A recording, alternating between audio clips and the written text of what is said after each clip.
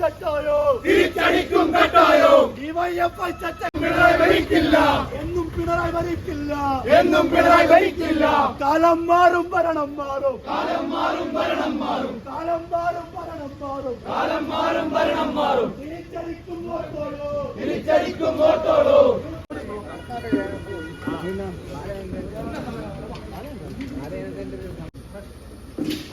നൂറ് ദിവസം മുന്നേ യൂത്ത് കോൺഗ്രസിൻ്റെ പാലയാട് മണ്ഡലം പ്രസിഡന്റ് വിഷ്ണുദാസിൻ്റെ വീട്ടിന് നേരെ ബോംബേറുണ്ടായ കാര്യം നമുക്ക് എല്ലാവർക്കും അറിയാം. തന്നെ കേരള പോലീസിൻ്റെ ചെയ്തികളെ കുറിച്ചുള്ള കാര്യങ്ങൾ ഒരു സാഹചര്യത്തിലാണ് ഇത്തരത്തിലൊരു പരിപാടിയുമായി യൂത്ത് കോൺഗ്രസിൻ്റെ കുറ്റ്യാടി അസംബ്ലി കമ്മിറ്റി മുന്നോട്ട് വന്നത്. മുന്നോട്ട് നീക്കാനോ കേരള പോലീസ് ഇതുവരെ തയ്യാറാക്കില്ല. കേരള പോലീസ് ഉണ്ടായത് ഈ 100 ദിവസം കഴിഞ്ഞിട്ടും അതിന്റെ പ്രതികളുടെ കൃത്യമായ വിവരങ്ങൾ ഈ പരിപാടി ഉദ്ഘാടനം ചെയ്യാൻ വേണ്ടി ബഹുമാനപ്പെട്ട OJ ജനീഷ് അവരെ ക്ഷണിക്കുന്നു. സ്വാഗത പ്രാസംഗികനും അധ്യക്ഷതൊക്കെ സൂചിപ്പിച്ചതുപോലെ ഇന്ന് ഇവിടെ ഒരു പ്രതിഷേധ സായാഹ്നമായി കടന്നു വരുമ്പോൾ യൂത്ത് കോൺഗ്രസിന്റെ പാലയാട് മണ്ഡലം പ്രസിഡന്റായ വിഷ്ണുവിന്റെ വീടിന് നേരെ ബോംബേറുണ്ടായിട്ട് ഇന്നേക്ക് 100 ദിനം പിന്നിടുകയാണ്. 100ാമത്തെ ദിവസം പിന്നിടുമ്പോഴും അതിന്റെ യഥാർത്ഥ പ്രതികളെ അറസ്റ്റ് ചെയ്യാനോ ആ പ്രതികളെ ഒന്ന് വിളിച്ചു വരുത്തി ചോദ്യം ചെയ്യുവാനോ അതുമായി ബന്ധപ്പെട്ട അന്വേഷണ സംവിധാനങ്ങളൊന്നും തന്നെ ഒരുക്കാൻ വേണ്ടി ഇവിടെ പോലീസ് സംവിധാനങ്ങൾ തയ്യാറാകാത്തതിൽ പ്രതിഷേധിച്ചിട്ടാണ് ഇന്ന് യൂത്ത് കോൺഗ്രസിന്റെ ഒരു സമരം ഇവിടേക്ക് കടന്നു വന്നത്. ഈ മാർച്ച് ഇങ്ങനെ കടന്നു വന്ന് ഇവിടെ ഒരു പ്രതിഷേധ ധർണയായി ഒരു ഗാന്ധിയൻ സമരമായി ഇരിക്കുന്നതിന്റെ കാരണം ഈ 100ാം ദിനം ഇന്ന് ഒക്ടോബർ 2 ആയതുകൊണ്ടാണ്. ഇത് ഒക്ടോബർ 2 ആയതുകൊണ്ടാണ് ഇന്നൊരു ഗാന്ധിയൻ സമരമായി ഞങ്ങൾ നടത്തുന്നത്. തൊട്ടടുത്ത ദിവസവും വീണ്ടും ഒരു പ്രതിഷേധ സായാഹ്ന പരിപാടിയൊക്കെ കുറ്റ്യാടിയുടെ പരിസര പ്രദേശങ്ങളിലൊക്കെ നടക്കുകയാണ്. സംസ്ഥാന ജില്ലാ കോൺഗ്രസ് കമ്മിറ്റിയുടെ പ്രസിഡന്റും അതോടൊപ്പം തന്നെ പ്രിയപ്പെട്ട MP ശ്രീ ഷാഫി പറമ്പിൽ ഉൾപ്പെടെയുള്ള ആളുകളൊക്കെ പങ്കെടുത്ത് ഇതിലൊരു മാറ്റം വരുത്താൻ ഇവിടെ പോലീസ് സംവിധാനം തയ്യാറാകുന്നില്ല എങ്കിൽ ഈ സമര രീതികൾക്കും മാറ്റം വരുത്താൻ ഞങ്ങളും നിർബന്ധിതരാകും. ഇപ്പൊ ഇവിടെ കുറെ പോലീസുകാരൊക്കെ വന്ന് ഗേറ്റിൽ നിൽക്കുമ്പോൾ നമ്മൾ അങ്ങനെ തള്ളിക്കയറി ചെല്ലാൻ നിൽക്കുന്നത് പോലെയാണ് അവരൊക്കെ നിൽക്കുന്നത്. നിങ്ങൾ അങ്ങനെ പ്രയാസപ്പെട്ട് നിൽക്കേണ്ട കാര്യമില്ല. ഞങ്ങളിവിടെ ഞങ്ങൾക്ക് പറയാനുള്ള കാര്യങ്ങൾ പറയുക എന്നുള്ള കാര്യം മാത്രമേ ഇന്ന് ഉദ്ദേശിക്കുന്നുള്ളൂ. പക്ഷെ അതിലും നിങ്ങൾ മാറ്റം വരുത്തുന്നില്ല എങ്കിൽ ഇപ്പോൾ കടന്നു വന്ന മാർച്ചിനേക്കാൾ വലുതായ ഒരു മാർച്ച് ഇവിടെ സംഘടിപ്പിക്കപ്പെടും. ഇവിടെ കുറ്റ്യാടി നിയോജകമണ്ഡലം കമ്മിറ്റിയുടെ സ്ഥാനത്ത് ഈ ജില്ലയിലെ മുഴുവൻ നിയോജകമണ്ഡലത്തിലെയും യൂത്ത് കോൺഗ്രസിന്റെ പ്രവർത്തകന്മാർ ജില്ലാ യൂത്ത് കോൺഗ്രസ് കമ്മിറ്റിയുടെ നേതൃത്വത്തിൽ കടന്നു വരും. അന്ന് ഈ ഗേറ്റിന്റെ പടിക്കൽ നിങ്ങൾ നിന്നതുകൊണ്ടായില്ല. അതിനകത്തേക്ക് കടന്ന് ഇതിന്റെ പ്രതിഷേധം സംഘടിപ്പിക്കാൻ ഞങ്ങൾ തീരുമാനിച്ചാൽ ഞങ്ങൾ അത് നടത്തുക തന്നെ ചെയ്യും. പോലീസ് എന്ന് പറയുന്ന സംവിധാനം, ആ സംവിധാനത്തിന്റെ ആളുകൾ തന്നെ മറന്നുപോയി. പോലീസിംഗ് എന്താണെന്ന് മറന്നുപോയി. പോലീസ് നമ്മളൊക്കെ മനസ്സിലാക്കിയത് പഠിച്ചത് കുറ്റവാളികളെ കയ്യാമം വെക്കുന്നവരാണ്. രാജ്യത്തെ ഈ നാട്ടിലെ ജനങ്ങളുടെ ജീവനും സ്വത്തിനും സംരക്ഷണം നൽകുന്നവരാണ്. നമ്മൾ ഉറങ്ങിക്കിടക്കുമ്പോൾ പോലും നമ്മുടെ ജീവനും സ്വത്തിനുമൊക്കെ സംരക്ഷണം ഉറപ്പുവരുത്താൻ സാധിക്കുന്ന നിയമ സംവിധാനത്തിന്റെ ഭാഗമായ നിയമപരിപാലകരാണ് എന്നൊക്കെയാണ് നമ്മൾ കണക്കാക്കിയിട്ടുള്ളത്. ആ നിങ്ങൾ പക്ഷെ സമീപ കാലഘട്ടങ്ങളിലൊക്കെ പെരുമാറിക്കൊണ്ടിരിക്കുന്നത് ഈ സംസ്ഥാനത്തിനകത്തെ കൊള്ളക്കാർക്കും കാട്ടുകള്ളന്മാർക്കും പരവതാനി വിരിച്ചുകൊണ്ടിരിക്കുന്നു എന്നുള്ളതാണ് നടത്തിക്കൊണ്ടിരിക്കുന്നത്.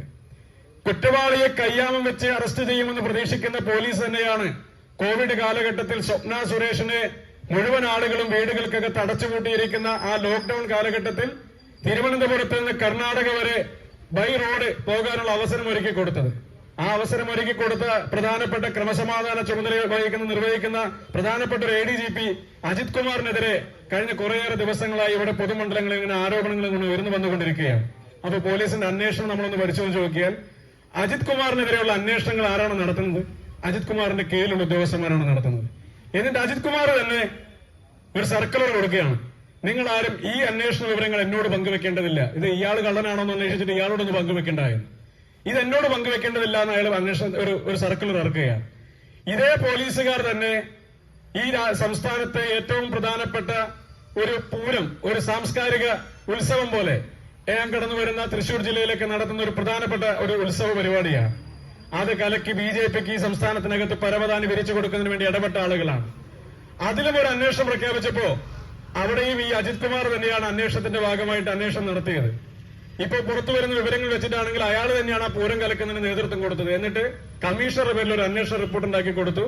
എന്നിട്ട് പറഞ്ഞു ഇവിടെ ഒരു പിഴവ് സംഭവിച്ചിട്ടുണ്ട്, അത്ര ഗുരുതരമല്ല എന്നുള്ളൊരു അന്വേഷണം അയാൾ കൊടുത്തു. ആരെ പറ്റി അന്വേഷിച്ചത്? പുള്ളിയെ പറ്റി തന്നെയാണ് അന്വേഷിച്ചത്.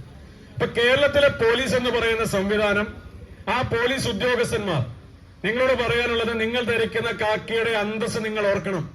നിങ്ങളുടെ തലയിൽ വെച്ചിട്ടുള്ള തൊപ്പിയിലെ അശോക സ്തംഭത്തിന്റെ മാന്യത നിങ്ങൾ പരിരക്ഷിക്കാൻ ബാധ്യസ്ഥരാണ്. ഈ നാട്ടിലെ ഒരു അക്രമ സംഭവം ഉണ്ടാകുമ്പോൾ അതിന്റെ യഥാർത്ഥ കുറ്റക്കാർക്കെതിരെ പരാതിയുമായി ഈ നാട്ടിലെ ജനങ്ങൾ കടന്നു വരുമ്പോൾ അവിടെ നിങ്ങൾ കൃത്യമായി ഇടപെടുന്നില്ലെങ്കിൽ അവിടെ ഇടപെടാനും അല്ലെങ്കിൽ നിങ്ങളോട് പലപ്പോഴും മധ്യസ്ഥയ്ക്കൊക്കെ വരാറുള്ള ആളുകളാണ് ഞങ്ങള് രാഷ്ട്രീയ പ്രവർത്തകരൊക്കെ തന്നെ. ആ ഞങ്ങൾ പോലും ആക്രമിക്കപ്പെടുന്ന സമയത്ത് നിങ്ങളെടുക്കുന്ന സമീപനം ഇങ്ങനെയാണെങ്കിൽ നിങ്ങൾ എത്രമാത്രം അടിമവൽക്കരിക്കപ്പെട്ടിരിക്കുന്നു എന്നുള്ള കാര്യം പോലീസുകാരൻ ഓർക്കുന്നത് നല്ലതാണ് എന്നുള്ള കാര്യം ഇവിടെ സൂചിപ്പിക്കാൻ വേണ്ടി ആഗ്രഹിക്കുക. വിഷ്ണുവിന്റെ വീടിന് നേരെ ബോംബർ ഉണ്ടാകുമ്പോ വിഷ്ണു ആ സമയത്ത് വീട്ടിലില്ല. വിഷ്ണു വീട്ടിലില്ലാത്ത സമയത്ത് വിഷ്ണുവിന്റെ വീടിന് നേരെ ബോംബെറിയുമ്പോൾ വിഷ്ണുവിന്റെ മുറിക്കൊക്കെ താകെയുള്ളത് വിഷ്ണുവിന്റെ ഭാര്യയും 1.5 വയസ്സുള്ള കുഞ്ഞും മാത്രമാണ്. ആ വീടിന് നേരെ ബോംബെറിഞ്ഞ പ്രതികൾ അവിടെ നിന്ന് രക്ഷപ്പെടാൻ ശ്രമിക്കുന്നു.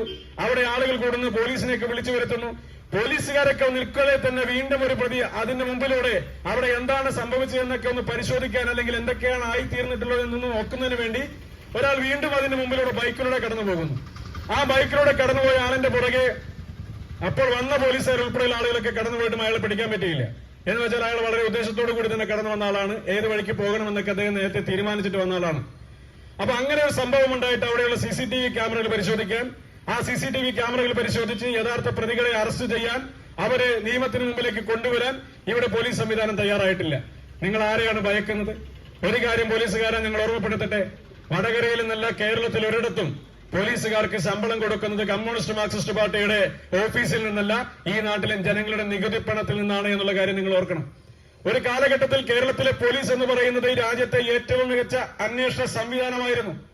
കേരളത്തിലെ പോലീസിന് എത്രയോ വളരെ കിരീടം വയ്ക്കാത്ത രാജാക്കന്മാരെ പോലെ ഇങ്ങനെ ആഘോഷിക്കാൻ കഴിയുന്നതിൽ എത്രയോ അന്വേഷണ റിപ്പോർട്ടുകൾ നിങ്ങൾക്ക് സമ്പാദിക്കാൻ സാധിച്ചിട്ടുള്ള ആളുകളായിരുന്നു. എത്രയോ കേസുകൾ തെളിയിച്ചവരാണ്. ആ നിങ്ങളൊക്കെ ഇന്നിങ്ങനെ കമ്മ്യൂണിസ്റ്റ് മാർക്സിസ്റ്റ് പാർട്ടിയുടെ തിട്ടൂരങ്ങൾക്ക് മുമ്പിൽ പഞ്ചപുച്ഛമടക്കി നിൽക്കുന്നത് കാണുമ്പോൾ ഒരു പൊതുസമൂഹത്തിലെ ഒരു പൊതുപ്രവർത്തകൻ എന്ന നിലയിൽ ഞങ്ങളുടെ വേദന പങ്കുവെക്കാൻ വേണ്ടി ആഗ്രഹിക്കുക. അയാൾ വന്ന് പറഞ്ഞു, ഈ ഗവൺമെന്റ് സെഞ്ചുറി അടിക്കാൻ പോകുന്നത് സിംഗിൾ എടുത്തിട്ടല്ല 6 അടിച്ചിട്ടാണെന്ന് പറഞ്ഞു. ആ കളിയിൽ